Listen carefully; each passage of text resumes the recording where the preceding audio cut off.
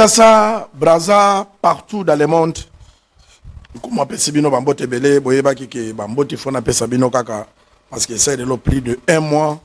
Moutazo Kumba Bato Kaka Michel Louangi, félicitations dans Dekonangai, parce qu'il y a Congo Promo, ceux qui m'ont empêché, m'ont Kosala, tout ça complet, tout ça formé pour Nayango, Nazo remercier Ndeko Michel, parce que Batebele Batunaki, comment tout ça mon ayoté, Nana Michel, tout ça le mon ami, nous sommes qui n'a qu'une mission, Monsieur Michel Obakendeki, et Sengai Kazong Ava, Yango Bandaki ko présenté. Et les longs comme Asimbi Antenne, les lots pour notre Tamboussa Congo Promo. Bon, mais ça na Congo Promo, comme vous allez cahier mon côté avant de visiter sur il faut présenter le nom de Michel Wangi. Tous à la canane de Michel Wangi, Nana Lobaka Wangi, pour Nakata Meda Wangi. Tous à la canaille partout de Michel Mbote. Mbote, comme qui va être un Mbote P, Bato Bazolanda Congo Promo, d'abord Wangi. Et ça, combo, Oyo, Bancêtre, donc c'est un nom, Oyo Tambolagana, Maïndombe, Équateur.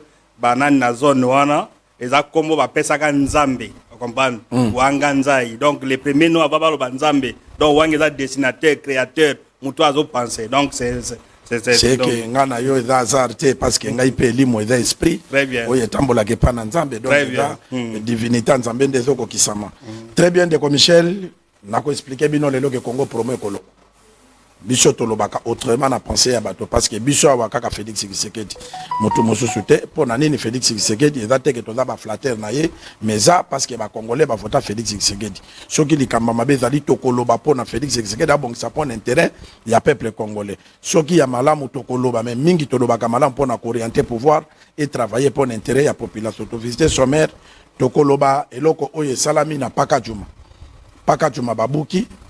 Est-ce que Ezamabe ou bien Ezamalamu ngai na koloba ke Ezamalamu mais avant ko sala likambo ke ozolongola bana ne siko mabango ne sika oyo il faut prévoir to koloba yango na de commission za rôle ya pouvoir et za ko gérer pe ko batela to kolobelela lelo lisusu to kolakisa rôle ya ministre d'État mon mboka Kilo Ndomboyo akutanaki na ba fonctionnaire na ye ya relation avec le parlement ezalaka ambiance makasi ministre d'État la kisaki bango utilité na rôle na moi mikola komi babiloko nini salami déjà na ministère ya relation avec le parlement ministre d'État zalaka en face donc la ya yebi koloba alobaki pe ba fonctionnaire bazalaki très content Congo Promo ezalaki invité sur place na salle donc la kisabino lisusu mon amboka école moins cher Félix Iboseko ta représentant Félix Tshisekedi na province à pas toiture école institut Salongo o yezali na la toiture kendeki lokola ba préfet ya ba école ba mesana na ba facilité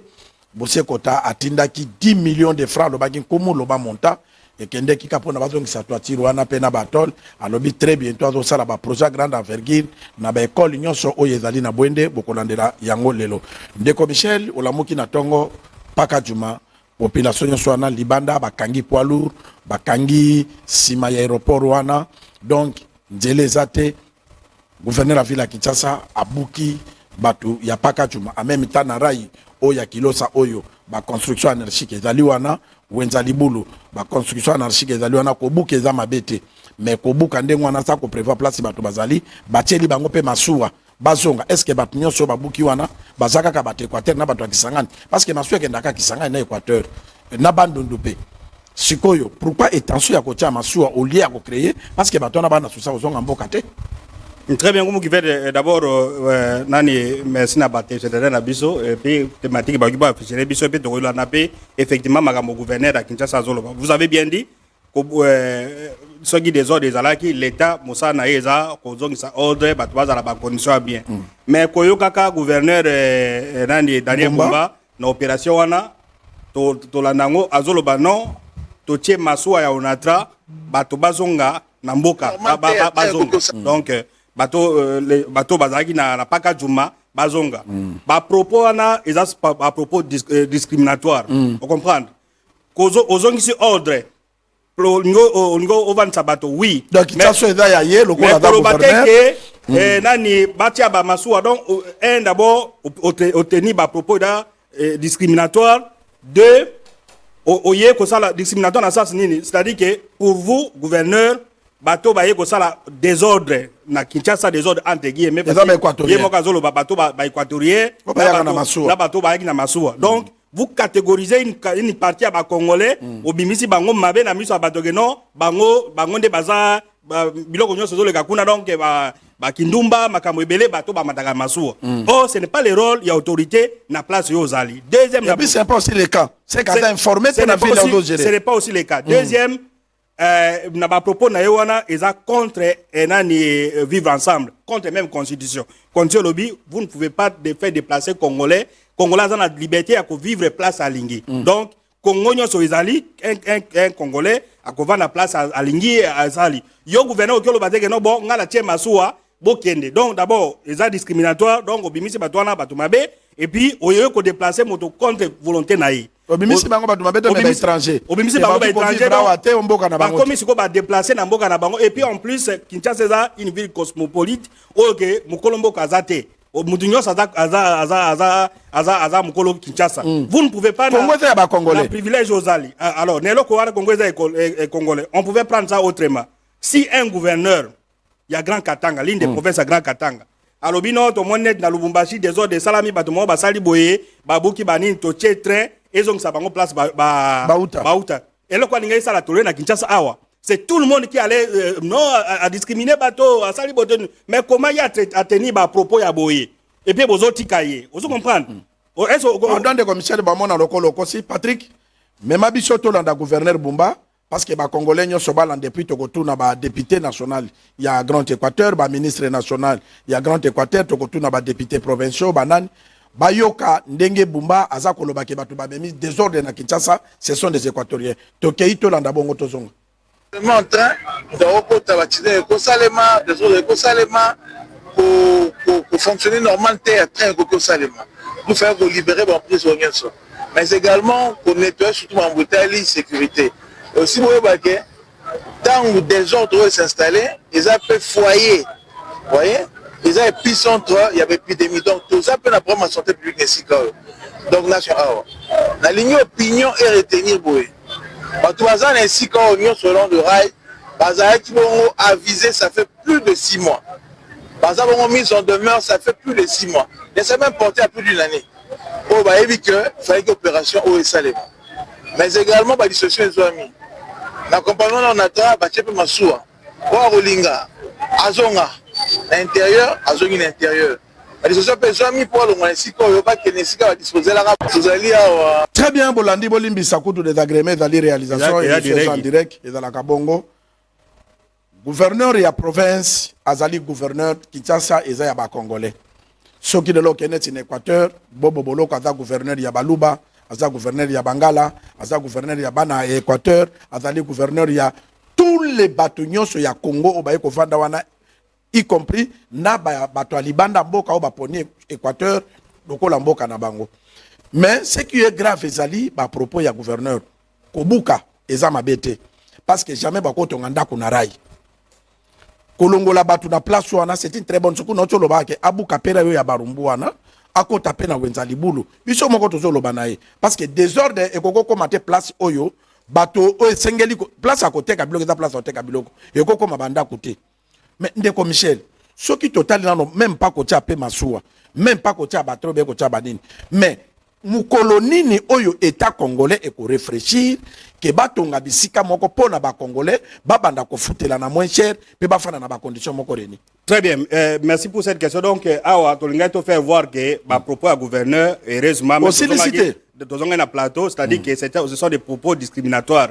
Les faits à Kolobake non to tira bango masuwa donc au catégoriser une partie à ba congolais ba propos sont tenir wana basaka ba désordre basala ba donc pour un congolais au azave na Nord Kivu azomona kena mutu asala ka désordre na Kinshasa za bato babanda masuwa bato babanda masuwa eza nini bato généralement bato bota Équateur donc c'est qui n'est pas une bonne chose pour alors on devait ba propos ya bongo ba défenseur ba droit de l'homme baza awa banani on devait nani ko tourner sur le gouverneur il a tenu ba propos o eza ko honorer ba doté ozo comprendre il a tout son pouvoir yako sala. Alors pour revenir à votre question, alors qu'est-ce que le gouverneur aurait pu faire?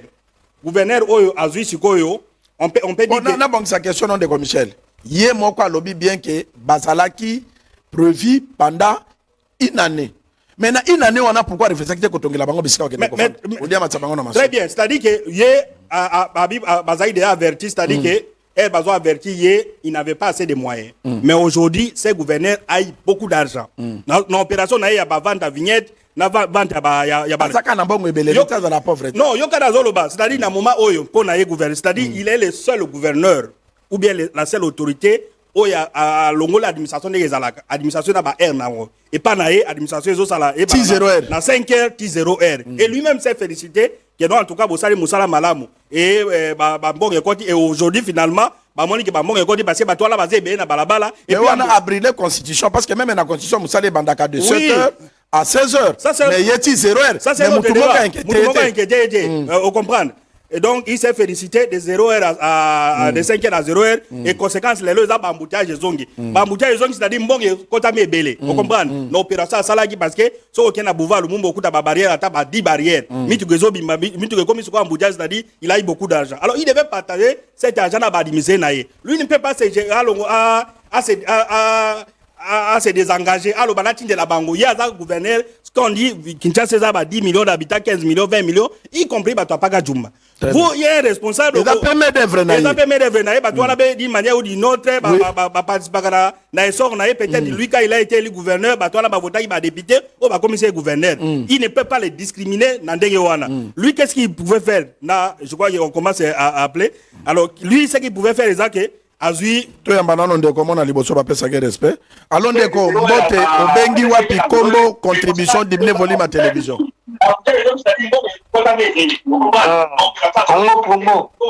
bonjour ndeko dans direct na émission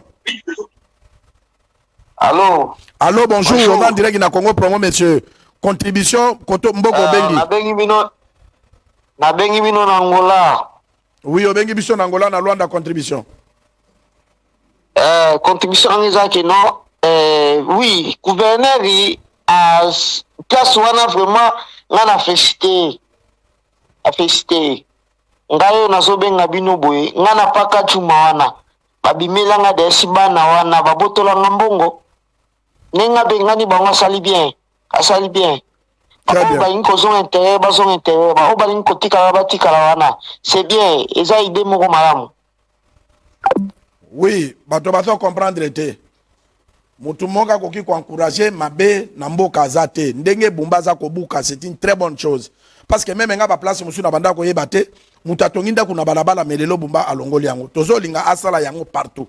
Aya na wenza libulu na barumbu, akende na raya barumbu, abuka yango. Mais tozo loba na promi ya kolobake, to tie masuwa po ne koloboye ezonga. C'est ça que nous condamné yango wana. Kobuka c'est une très bonne chose. Toko ko sindakate pona bato basomba banda kuna bango na barai, pona bato ngabanda ku Nicolas Bakarnivo, yana sensité. Alors de kobengi api kombo contribution. Bonjour. Diminuer volume à télévision de koyoki tozo do ba chaque fois. Soko continue antenne, diminuer volume à télévision pour to yokayo. L'oban de commission dans la parole. Donc lui qu'est-ce qu'il aurait pu faire par rapport à Mutuna Nayo? Net bambonge koti na ba taxe o ebele il crée ba logements sociaux na ba soko kenet okenzela mbakana espace eza ebele côté wana ebele donc l'état construit banda ko pona ba situation bato bana situation allons de combo to bengi wapi combo contribution dimne volume à télévision na yo ouais na bengi na commune na Barumbu combo contribution combo la Gislain nani Gislain contribution. Contribution mon frère, tu qui comment on a eu contribution. Kobenga na bango eza mabe, mais il fallait batonga na bango. Nous avons promo à gouvernement na biso. Nandenge babaya ba mo matsa bandaku. Très bien. Nous avons espace vide belé. Gouvernement ko ta bandaku na atongi a fait biso na prix assez. A garanti 3 mois. Très bien. Une très bonne contribution. Ndeko a contribué bien de commissaire to lobela pelo koyo. Netinga kolongwa na barumbu eza commune moko bandako eza trop cher. Pe côté ya ba commissionnaire et comme na ba jeune fille na ba akoyo talinda kwa batu ndako yo ofuta $300 ye moko la nanda kwa ngare mais akoye bisa bailleur commissaire ndako yo $500 commissaire $600 on dirait ya ça simba $600 ango. Donc et comme cop moko l'état asa incapable ya ko rééduquer ba bailleur pour na ko fixer taux ya loyer, ko fixer prix ya garantie.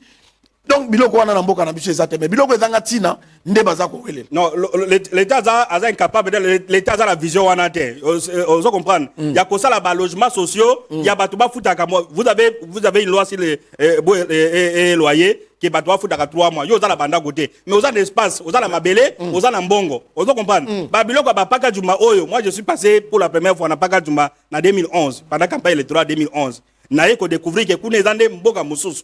Vous comprenez? Mais là-bas, c'est des milliers de bateaux à la PACA du Maï peuvent remplir même ça de matière. L'État pouvait dire que non, à partir de la place. Mais Bomba Siko ya moni yango. Tant à soi, même bango na bami touké, mais la kabilo quoi, n'en est aucun bango. Vous comprenez? Mais la solution, c'est-à-dire que l'État a la monga sali quand l'État va construire à bani loger bateau bana ba condition wana bateau baza na ba inondation na bateau bazangi bando que ça cher. Vous allez voir que ba bailleur ba ko bana ko ça. Mais l'État lui l'État quand on parle l'État ba bumba, il ne réfléchit pas que non. Qu'est-ce que nous pouvons faire? Au moins, si on a ponga bi awa. Moi, banda comme moi, batonga qui wana na basera ba kimbuta tout ça. Kimbuta mdatonga ngo.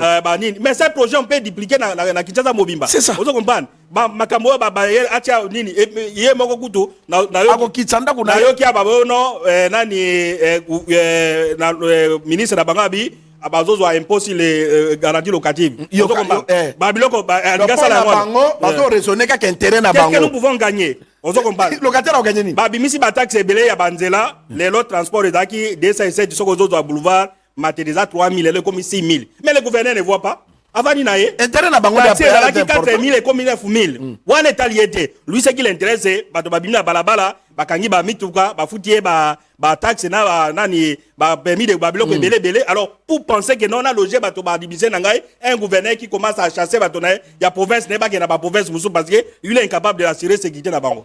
Allons de Kobengu a combo contribution. Oui, na bengi bino na commune ya Makala, na kobengi bino na commune ya Makala juste na prince ya Elengesa. Kombo ndeko. Kombo na nga Jean Lubeya contribution. Merci na ndenge ya minga contribution na nga eza boye. Komuka paka juma eza mabete, mais il faut ba yebaka andeko wana mafali na paka juma bazoka pe ba carte électeur ba votaka bakolo lukela bango solution moko ya bien te fo na kobuka bango misuba zaki na ba hôpital bana mike bakokisa ta ba inane te bazolela banzela partout eza bien te. Très bien, très bon. Merci. Te contribution na ye ndeko Michel biso to ba journaliste toza batu ya ko aider opinion kobuka contribution na sens que non kobuka za mabete mais il faut que tala c'est ça ba électeur ba congolais trouver un endroit ya kologer bango mais pas que non boko dans la mazua po ba mususu baza wana to bandela nanu bato batekela ki bato na bandako eza ye l'état mais il faut pas landela pe bato batekela bango bandako na bakanga bango eza na bato babuki na ba immeuble place wana bato batongaki ba immeuble wana baika na bamboka te ba yembala mo batongi bakendeki nesika mongo babuka oyo nani bede ngalie mawa o ba généraux na banani ba babuka mena batekela bango no non mais babuka yango pe babuka no yango to mona yango ba généraux na paka juma ba mona li paka juma yango na accès na rai ba général ba colonel ba tongi na rai wana ba étage babuka pe yango totala wenza libulu pe bato mosu pe batongi wana bana bambo babuka pe place ba autorité batonga neti o batonga na sima ya du peuple kota premier ministre wana même la premier ministre na résident kota des premier ministre banda ko ezakuti étage ko le premier ministre on comprend ezo tala nanda ko premier ministre na c'est mais il est incapable à kobuka kuna babuka yango babuka pe parler du peuple parce que bon vent eza ba construction anarchique c'est ya ko kobuka ngo abuka yango sans cela rien kaka ki kobuka ka côté ababola wana siko population population bozo sous-estimer wana bango nde bakomisaka bakonzi bafotaka président de la république bafotaka ba province pour na yobi ma gouverneur mais lelo baza na valeur te na misu na bino ozomona ndeko Michel il faut loger bango na ba condition biso na yo to kende ki na Dubai ye pa kenda ka Dubai na dera individu atonga te l'état nda atonga pe atie ba hôtel pour na bato bafanda pe l'état ngoza bomba ne die gouverneur ya kuna allons ndeko bengi wapi kombo contribution allô oui bonjour ndeko to bengi oza direct na Congo Promo kombo contribution Congo Promo, bonjour Congo Promo. Bonjour Deko. Ya, na bengi depuis Luanda, kombo na Mustafa Kintome depuis Luanda. Deko contribution. nalandaka trop. Contribution na ngeza kwa. Apoko ya batapaka ndeko apaka juma wana. Idée ça m'a bête. C'est ça bien. Quand on va voir, idée ça m'a bête. Ça centre-ville gros à la ligne de la qui wana te. Soyez un peu à Congo, Sony. Et des photos, tant que nous n'avons pas eu de plus aux Arambo, aux Arana, au petit tour de la carte, voyage à faire. Au bas de la côté, on a, Zela Yosa na Luanda, est-ce pas du Malouan des Ali? Et vous avez non, expliquez bien pourquoi. Ah, jamais, jamais, ma baba, parce que l'État a une décision sévère. L'État a sévère, l'État a une décision. N'attendez pas le moment qui peut pas en aller. On a beaucoup de réalité, c'est belé. Vie pendant des années, il faut que ça soit des changeants. Mais l'État, à ce qui concerne l'habitation à Batou, l'État, a pris bas. Na prix bamoko imaginer te l'État tongi banda kunaye akitisi ba prix population va vivre bien. Voilà, ba Congolais bele baza ba kuta ozonga quand même. So muli akuta ozonga wa peut-être on va pas de la wapi. Congo banda ko za cher. Ndako na Congo za lix. Et je lix mais je le côté muta ça na banjaka a so ndako $50, il y a 30 50 000 20 000 15 000 10 000 en foot là à ça les et bele ba kuta ozonga na bango. Mwatali ke awa ako futandaku kura egendakati ano bakuwa faire na sudaka na ye amo tena fa nanka awa ozomona mboka tambula quand même boy merci Ndeko merci oyoki ndenge l'État salaka l'État za na souci yoka komi azo donc locataire soka futaka $400 amemela ye 10% donc locataire wana za kon donc kolo lupanga kondima boko akutu kokita ndako te ndeko lo lupanga ndima ke no papa yebisa bumba na futaka ndako boye memela ye oyo pesanga oyo en tout cas eza mawa alors ndeko bengi wa pikombo contribution. Allô? Oui, bonjour ndeko longwa pembe ya mwana déplacer moi no bengi en direct na télévision. Oui, na bengi bino à partir à Lemba terminus. Oui. Oui, pour na lobi ke o basala eza mabete babuki batongi pe biloko beto mona ezala te babuki bakefana bandako na bango eza kitoko te babuki babongisi pe to mona pe changement ekoti ezala te bili o basala vraiment propreté to mona ke babuki basali mo biloko mo esprit biso ezala te babuki bakena bango wala nde mabe très bien c'est monani très bien omoni to yamba ndeko yo ndeko Michel tina Congo promo zo edemboko yo ata ba reconnaître traité lobi nzamba kofuta babuka rond-point oyo bimola tongaka wana mais etika la zamba comment le cimetière na le gars wana mais ekoma zamba ba police nde bakoma kokanga bato na place wana omona ba police musu ba lekiona na ba masque ba ye kokanga bato mais soki bobuki loko les espaces à l'état boloni ata pelouse incapable ko sala bongo botiata baba botie mo ba minda ba etide ba ya kotanga wana parce que la place publique il faut l'utiliser. Bino bobuki kaka botiki ba mabanga na boleki. Siko place wana lobe ko mani. Et puis ko buka ngo eza kopona. Vous avez suivi nani débat major na un ministre provincial qui va payer $12,000 tout ça. Va payer $13,000 kuna ya vote. Hôtel akisanga prêt va intimider ye. Abengi mbula basoda bakangi mutu wana. Ozo buka pona ko valoriser siko bosala nini. Très bien de Michel. Prenez cet appel. Patrick Memabiso na relation avec le Parlement, Tolanda ministre d'État, mon amboka Gilanda Solola qui n'a pas fonctionné la relation avec le Parlement, Tolanda Bongo Tozonga.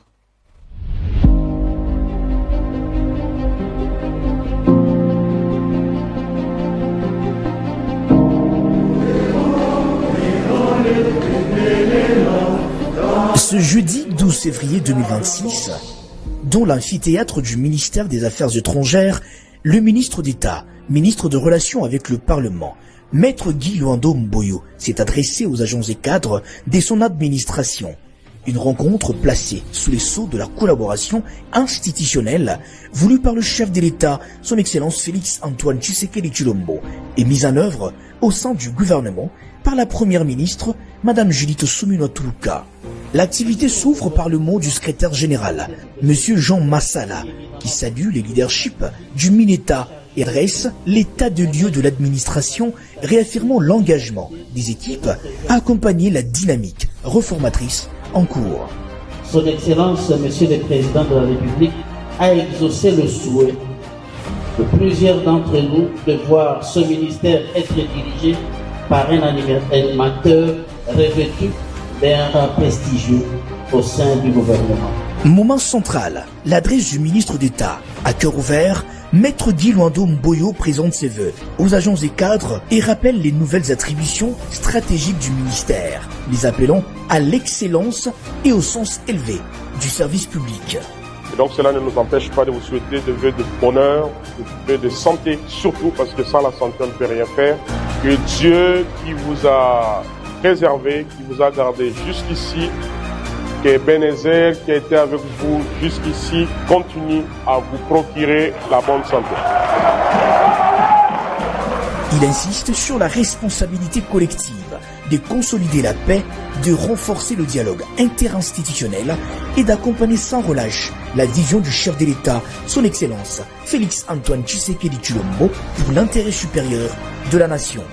L'administration publique ne fonctionne pas n'importe comment. Nous avons donc des lois cadres qui réglementent l'entrée dans la carrière, comment vous allez rester dans cette carrière, comment vous allez vous comporter dans cette carrière, comment vous êtes suivi dans cette carrière, comment on peut vous promouvoir dans cette carrière et surtout comment on peut vous sanctionner lorsque vous ne vous comportez pas conformément au statut des agents et cadres de l'administration. Et donc on ne peut pas concevoir action publique, mise en œuvre de l'action du gouvernement, politique publique sectorielle, sans une administration qui, elle, en vertu du principe de la continuité des services de l'État, vous êtes là, vous y serez. Certains d'entre vous ont connu 10 ministres, 15 ministres, 3 ministres, 4 ministres, parce que nous assumons des fonctions politiques. Nous avons des mandats qui sont limités dans le temps. Mais vous qui êtes la mémoire de ce ministère, vous êtes appelés à y rester pendant un long moment. Passant en revue les innovations déjà enregistrées depuis son avènement à la tête du ministère, il réaffirme l'ambition d'une administration modernisée, performante et résolument tournée vers les résultats. Voilà pourquoi, pour celles et ceux qui sont associés dans le travail et l'élaboration à travers la cellule, il y a valorisation par rapport à la vacance parlementaire. C'est une première. Aujourd'hui, nous sommes en mission dans tous les ministères. Nous avons un retour très positif. Je félicite nos agents et cadres et ceux de la cellule. Le ministre mon ministère de la Relations avec le Parlement, si Manabango pour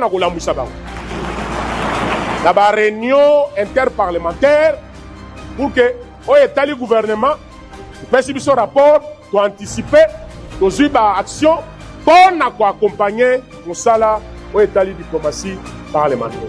Les attributions à ça. Suivi et évaluation de l'exécution de lois et recommandations du gouvernement. Je vous ai parlé des rapports de vacances parlementaires.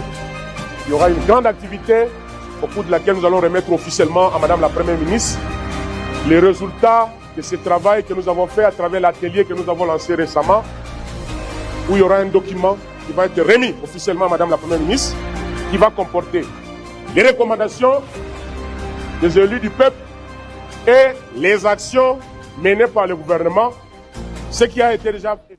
Félicitations. Na Équateur babenga kayembi samonene. Partout babenga ke baleine biso to benga ke Guy Luando Mboyo ministre d'État oyo ado continuer quand même ma vision ya Félix Tshisekedi avec le Parlement pour na valoriser yango on moni que même attachement entre institutions Assemblée nationale institutions Sénat et na relation avec le Parlement. Ndeko Michel non,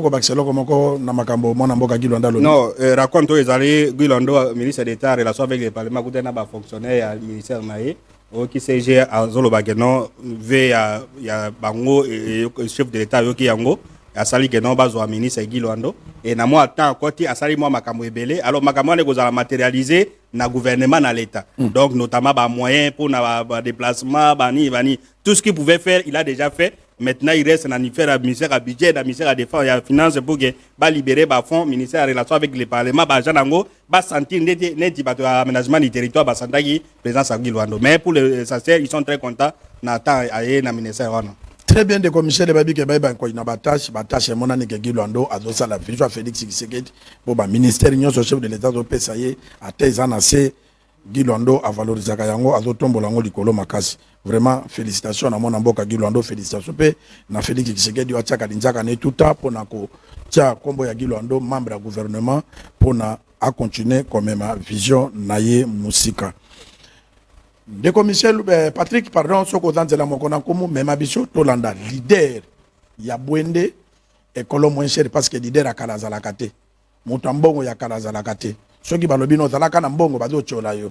Na bato kabela bangote mais mutambonga sikanda zalaka leader ya Bwende ekolo moins cher institut Salongo et Longwe na mupepe toiture Longwe mais ekolo ayoki kaka atindi bato national parce que akoki kolingate bana batangate mbula ne betaki samedi lundi lelo et da jour ya classe bana bazotanga ekola lobi jamais bana bako raté ba sali musala wana dimanche pour ekolo moins cher atinda kimbongo yenda zo confirmer que aza leader ya Bwende toke Bwende bongo tozongo. L'image de la toiture de l'Institut Salongo de Bwende emportée par les vents violents, conséquence des pluies diluviennes qui se sont abattues sur la ville de Bwende, qui a fait le tour du monde, n'est aujourd'hui qu'un lointain souvenir. Informé sur ces cas de sinistres qui allaient compromettre la bonne poursuite de l'année scolaire en cours, 24 heures seulement après les faits, le député national Félix Bosé-Kota a dépêché son équipe pour remettre aux responsables de l'Institut Salongo une bagatelle de 10 millions de francs congolais pour remettre une nouvelle toiture avant la fête de la détente. Un acte de générosité salué à sa juste valeur par les responsables de l'école.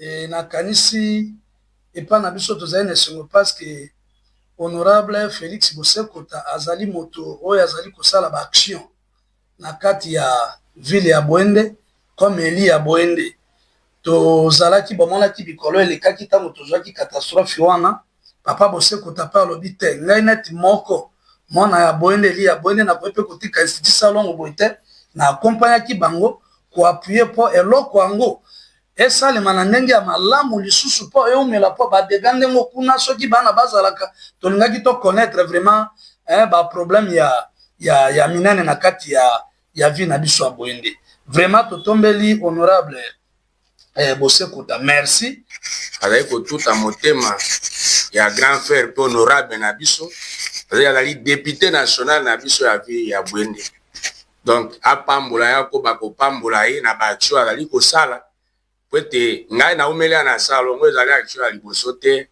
papa Félix asala awa vraiment za kolakisa kazali noye ya président de la République pwete azali ko appuyer ba axe au président azali ko appuyer.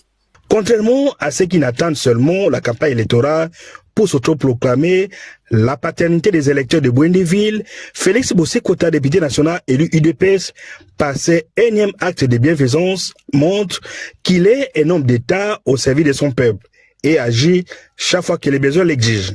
Comme qui dirait, il y a une nette différence entre un politicien dont la vie est liée à se faire élire à tout prix en usant de tous les moyens et un homme d'État qui trouve d'abord les réponses aux problèmes soulevés par son peuple. Très bien, cadeau signé Congo Promo. Congo Promo, émission Mounene Yambo qui a accompagné par homme politique. Et biso to continuer à kosala musala parce que Zambo Kanabiso, biso to continuer à aider la population à s'attacher dans les politiciens au balingi bango, au lien ba profiter politique et changer.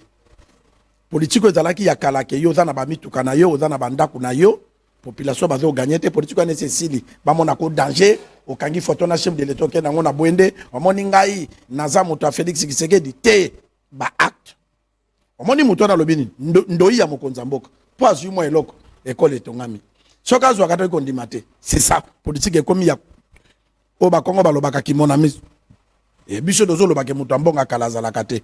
Oh, nazala leader na mboka wana kala te seleka sikonde ekolo moins cher Félix bose kotande commission tande loko baxi moi loko mungeza ka que non pour la Kinshasa wa école les années collège Saint Raphaël bano bana na détente samedi mbule beti toati à Saint Raphaël nyo sekoi alors un député à Mwamba aye abike non net samedi lundi faut bana bazonga classe abimisi mbongo bazongi si toiture c'est ce que vient de faire Félix Boseko da député national na circonscription okoki koloba na bana bwende nini oyo baba mususu bazomona noto tikala chenette na kingo o moto mususu bazako mbenga toza leader o est-ce que muto aboye bakosela l'opération grande damas bayi ba mbongo et prendre l'élection ba voter été non mais la population do mona bango baza naïfité ba monaka donc population ya kalawana ya kiescro ya kepesa na bali ya mbongo okolia mbongo sokolia mbongo ya mutu wana ba ozosa eloko te kosala ne les gens ont compris que député il faut à la paix la population et c'est aussi un message que nous donnons à 499 autres députés au bas dans le parlement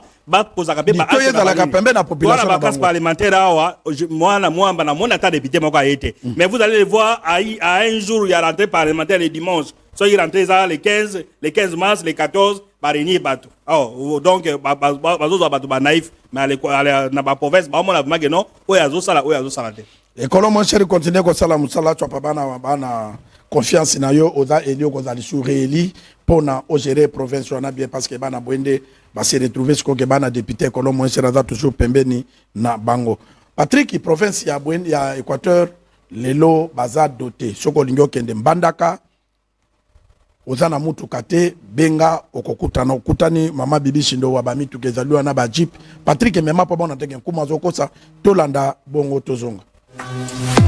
Bienvenue chez Maman Bibi Shentowa, l'agence de location de voitures VIP classe à Mbandaka.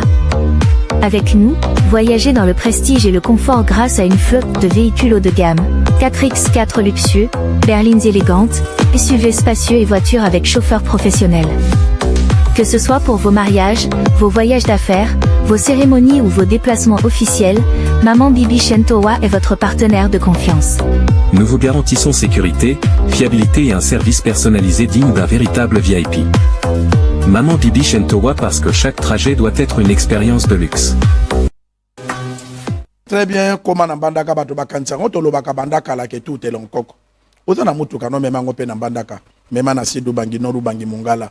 Otambola na ba condition ya bien kolinga mboka ezate kodondo awa na Kinshasa ezaro point tala babandi ko matsabiso ba masuwa mais soko tongaki ndako nona boende te otongaki mboka naona ndako nona Mbandaka te otonga ndako nona Gwado te Gemena te okovanda wapi wana tolobelela bato otongaki ndako nona Mbushimai te otongaki ndako nona na Kisangani te otongaki ndako nona Isiro te okozonga wapi mais mutu nyonso azana makoki ya kotonga ndako te l'état pe azwaka la chance ya kotongelaka bato ndako c'est ça oui ya kotolobi ba pesa pe misala na bamboka l'état pona bango l'état ezaka Kinshasa te neti ministre d'état mona mboka Gilwando abutaki ko solola na ba fonctionnaire kaka ya Kinshasa est-ce que lelo relation avec le parlement na Bwende est-ce que ezana Kisangani est-ce que ezana ba ministère wana esuka kaka awate et s'épanouir dans tous les 26 provinces ba créer ba fonctionnaire pona mbongo etambola na mboka émerger ba tout bazala bien. Très bien, je voulais ajouter na ba image d'autres comme on a awa ça c'est un appel au patriotisme.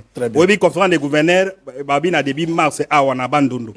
Mais au Romona, quand les gens vont aller à Bandundu, mais vous avez des milliards, les gens qui ont des milliards, à Bandundu, Awa, commencez à envoyer Nini, Congo promo Zawana, et aussi la promotion pour la province. Très bien. Aux ala bami tu envoyer na Bandundu pour que non, bato ka Bandundu na Sango. Quand ils vont venir, ils vont arriver à Bandundu.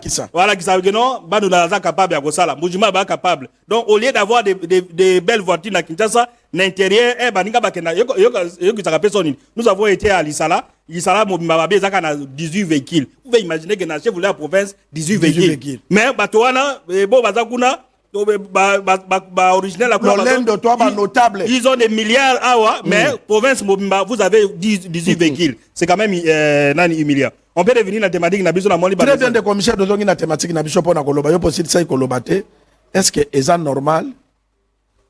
Gouvernement mboka lokola Congo pe tozana opposition de Patrick mais mabiso tolanda opposition ebotami mona mboka Toussi Alonga ancien député national un grand juriste de la République a télémisi mutolo bimbo ko tambola boité ya ko tambola pona ko défendre l'intérêt ya ba congolais tolanda discours à Toussi Alonga comme ça tozonga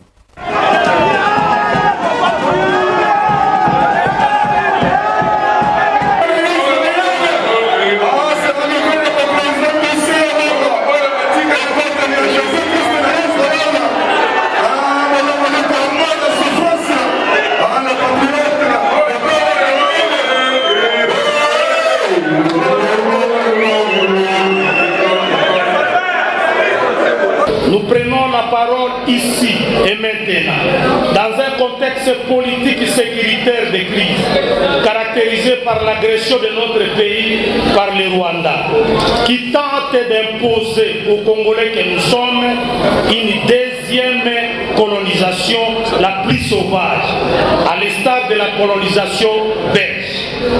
Face à cette situation très grave qui touche les fondements de notre existence en tant que nation, ne peut laisser aucun Congolais épris de paix et de justice indifférent. Nous avons pris notre responsabilité de mettre sur pied une organisation politique de combat dont la démarche est essentiellement axée sur l'installation du tribunal pénal international en République démocratique du Congo pour juger tous les crimes commis sur le sol congolais.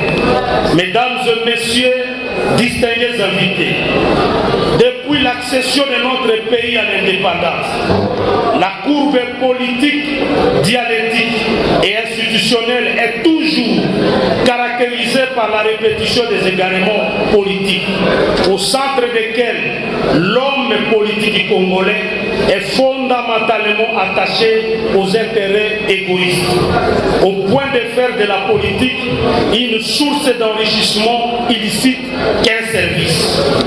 Mesdames et messieurs, distingués invités, alors que les valeurs morales et républicaines considérées comme vertu cardinales qui devraient en principe rassembler les Congolais autour d'un idéal, a laissé la place aux intérêts privés qui minent et ruinent l'État. Les guerres et les rébellions qui se succèdent ont conduit à l'effondrement de l'État sans se préoccuper de la promotion des valeurs démocratiques et l'État de droit comme socle de tout pouvoir. Mesdames et messieurs, distingués invités, 65 ans après l'indépendance, qu'avons-nous fait de la République démocratique du Congo? Où va la République démocratique du Congo à ce jour? Le constat est triste. Nous sommes fondamentalement déchirés, divisés par la quête effrénée du pouvoir pour le pouvoir.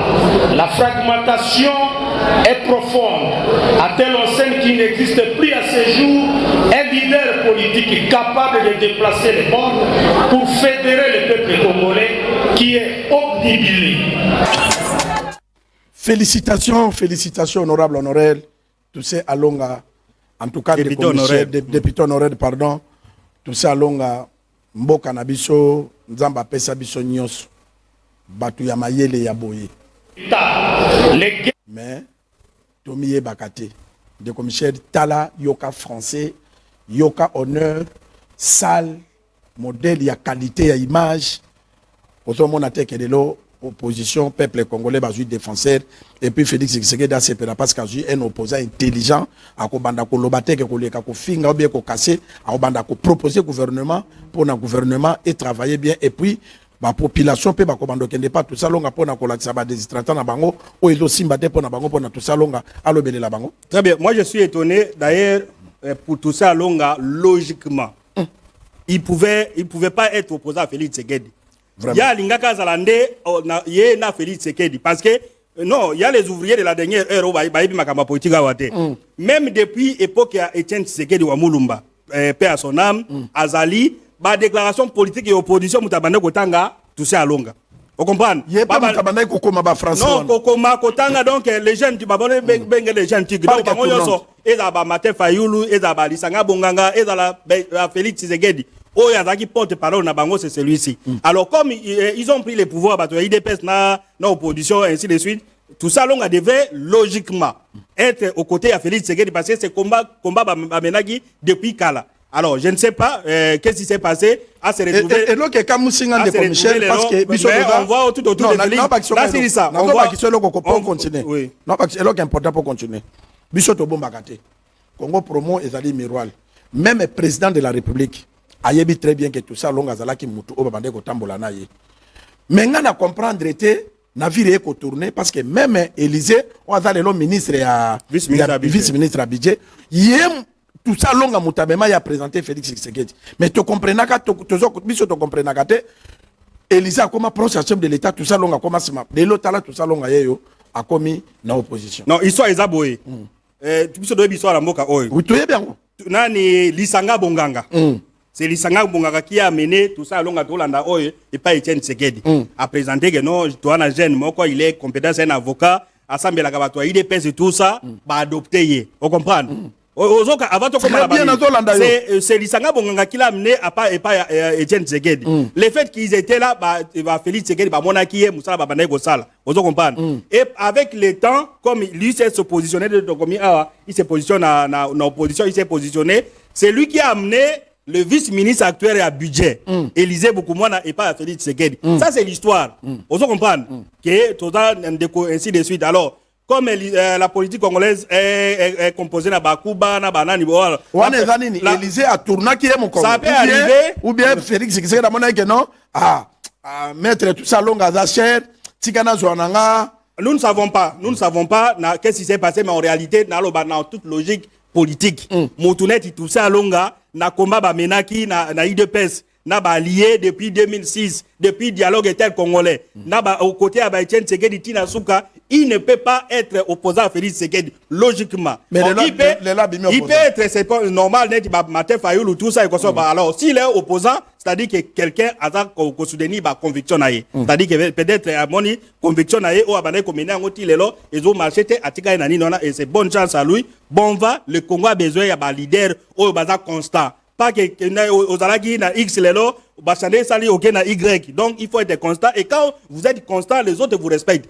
parce que considération tout ça longaza congolais ba ebié même Félix Tshisekedi à cause de la considération différente na mutu mususa yagi ouvrier la dernière heure moi celui-là c'est un combattant il y a politique depuis la transition til lelo je crois que les appels commencent à revenir sur notre automatique très bien de commissaire na ko féliciter tout ça longa courage baye bakanko ina batache yos intellectuels monani ko lingi peuple congolais olobe ko kanga munoko note faut tellement pour défendre le peuple congolais en opposition biso Congo promo to encourager yo pour na proposer gouvernement parce que opposition de l'eau et veille à kolala mutuvuma zo tele mission opposition za de to ebike na mayele na yo il faut pas utiliser ces genres de discours il y a kolobaka ko opposition ya kolala partout ailleurs c'est-à-dire que nous risquons de revenir opposition à bien ça que non so bobimi na balabala botumi bapine c'est ça que vous pensez que opposition à bien alors parce que ndeko Michel biso to lobaka on a besoin que o a gérer pouvoir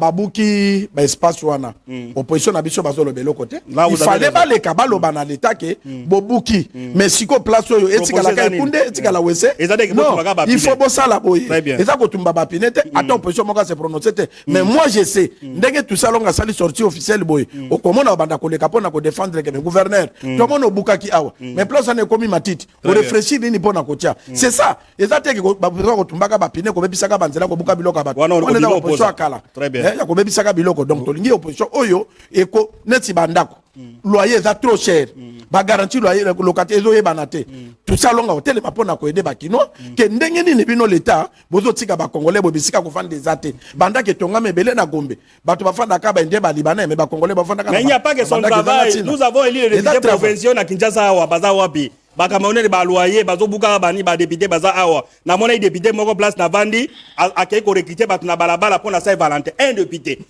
na balabala oh non azala besoin na ba couple un député c'est un député de l'IDPS il recrute les gens donc yé pour na yé ba la Saint-Valentin mais on est en train de parler des choses sérieuses gouverneur a continué ba monga taxe pour contrôler combien babuki ba quartier ba transport les aki na 3000 et comme na 6000 les députés ne voient pas lui eza bato bazo frère courir zate un mois na ba mois atabino moko moya makasi azoki na ndako courir zate donc ya lingi Saint-Valentin donc ba député ambianceur bazo réfléchir ka côté ba utaki très bien tozongi na thématique na biso ya ville à Kinshasa bobenga poto ya babino quelques m'appelle ndeko Michel aussi dit ça quitter pour na nini te l'état na biso asa ko réfléchir te pour l'intérêt peuple mais ba intérêt na ye moko surtout ville à Kinshasa gouverneur donc na Équateur ndeko Michel bobo azana ba mbongo oyo bumbaza na ngwa te mais na yebiso ndeko Michel ville mbandaka eza lelo na Kinshasa na Congo na kolobake soki batangi des villes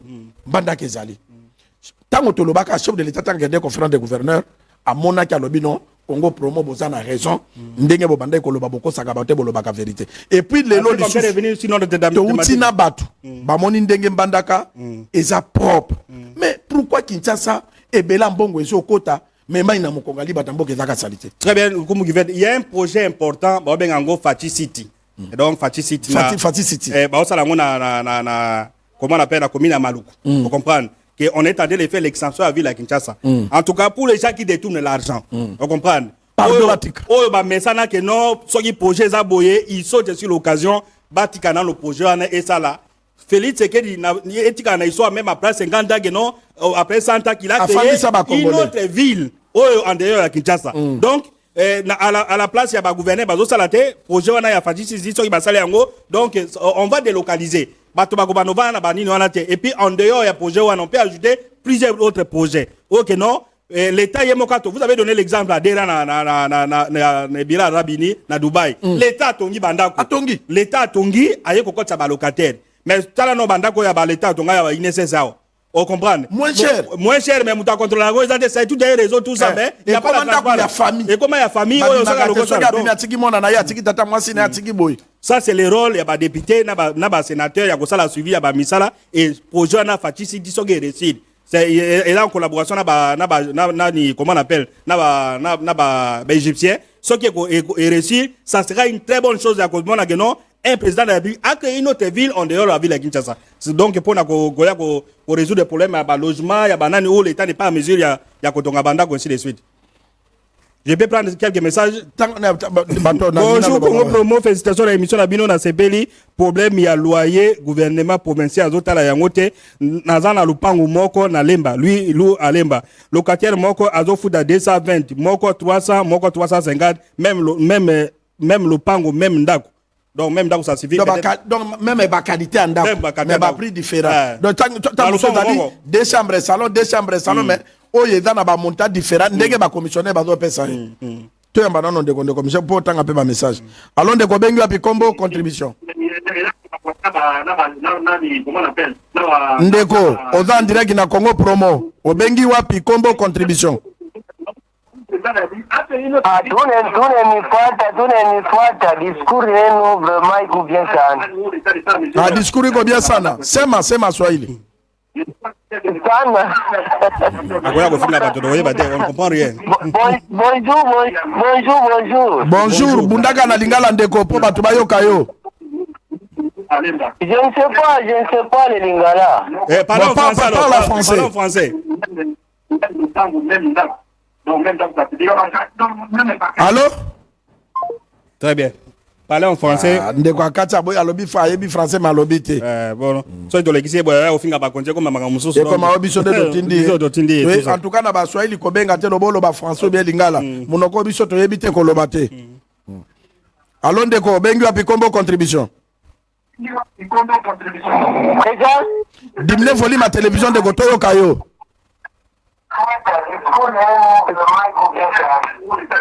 Bonjour Congo Promo, félicitations à l'émission, mais nazo bisape bato apaka juma place bavanda ki salité zala makas ese babane comme on a tege no salité exemple place wana.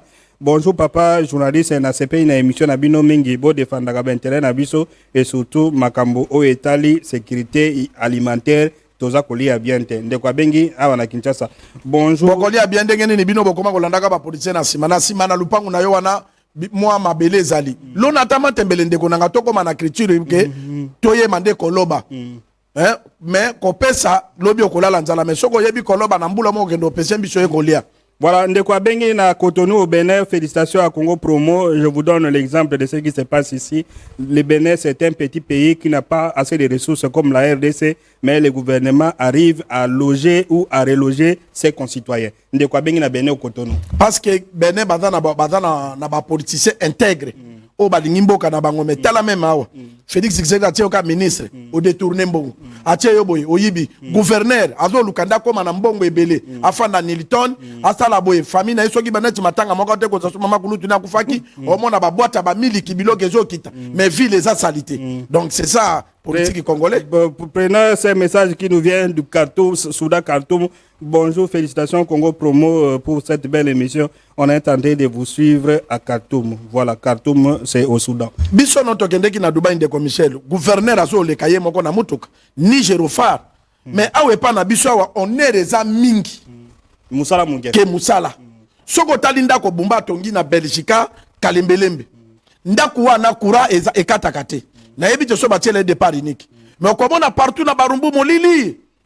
Et pas na yekura. Mais autorité place à gore feza. Non, mais aza autorité. Mais après des Mobola oyo afanda kana Mobola oyo afanda na kata bozui oyo afanda na kata babola ye pasa Mobola. Alinga pe pembeni na ye wana ata bandake kokokana te. Mais ezo atakura ya pamba. Barumbu ya pandi kura. Prenons ce message qui nous vient de Bandundouville. Félicitations à Congo Promo, c'est la honte pour nous.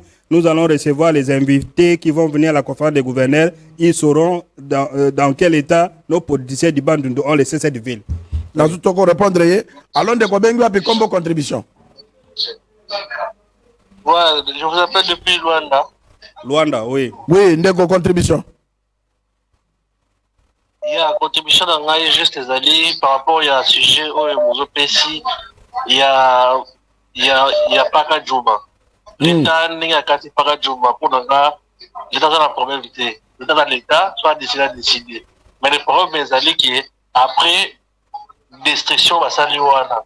Ba retient nini projet de l'État dans à part ça mission dans ngolao l'État a bouka ba quartier au bimba on arrête ba quartier comme ingingi l'État bouka ko ba atongi projet oyi omoni assez pas banda coupé na PNC so ils a embelé ba projet de l'État o atonga banda coupé ba étage belé donc il y a perte de vie de étage donc ça c'est l'État donc yo très bien oyo kinenge ndeko lobi net quartier lokola barumbu asilisi l'État abuki fala buka ngo atikeli bakolo lupango bandaku ya sena bango nde bamesana kofana likolo po likolo ezalaka ya l'État ozomona mais siko awa l'État ye moko eloko te mais essentiel ka kobuka non na projet babuki wana selon nde nalandi babuki yango parce que batongi na terrain ya Onatra mais siko lokola babuki place wana est-ce que bakozongisela Onatra ba train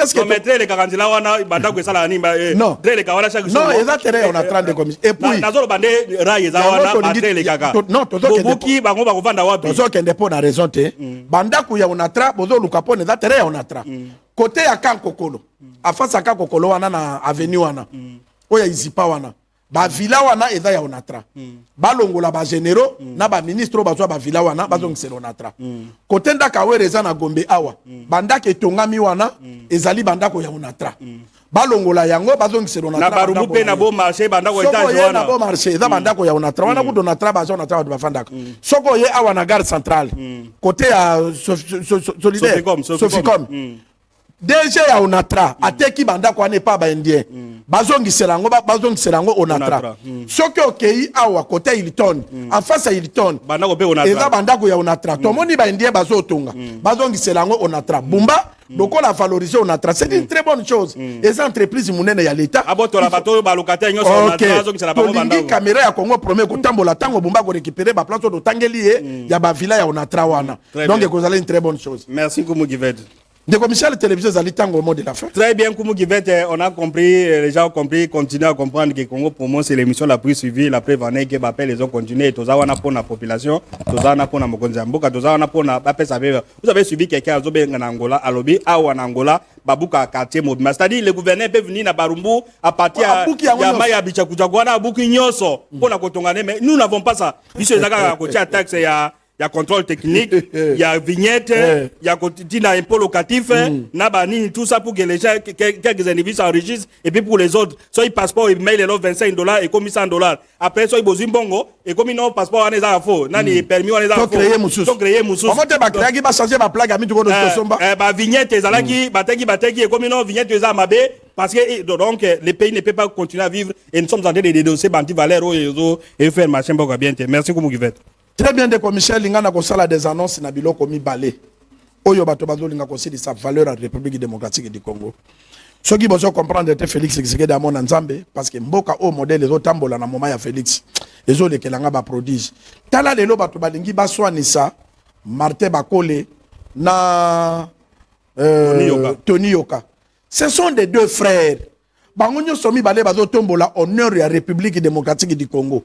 Baza ko welela nini ba flatteur botika kosoma nisa bango même biso ba journaliste okoyamba moko pa lobelela muninga mabe pa ye pa na ko tselombongo non ngana za contre politique wana botika bandeko wana batombola drapeau ya Congo parce que tango Tony Yoka olo balingala eza valeur ya Congo tango bakola olo balingala eza valeur ya Congo varez ya Congo nandenge bazo dépenser kambongo inutilement que ndopesa mutu ala tapo esa la ba congolais parce que varez eza drapeau ya République démocratique du Congo munyoso aza congolais ayebi drapeau na ye très bien côté mususu bazo linga ba bundisa fe nani Fali na maître Gims les deux frères Fali tanga pelisaki mbeli na ye po akata zamba yo zalaka te alokoti yo na nzela po accompagner ye moko moko luka opposé na bato Fali na maître Gims baza bandeko.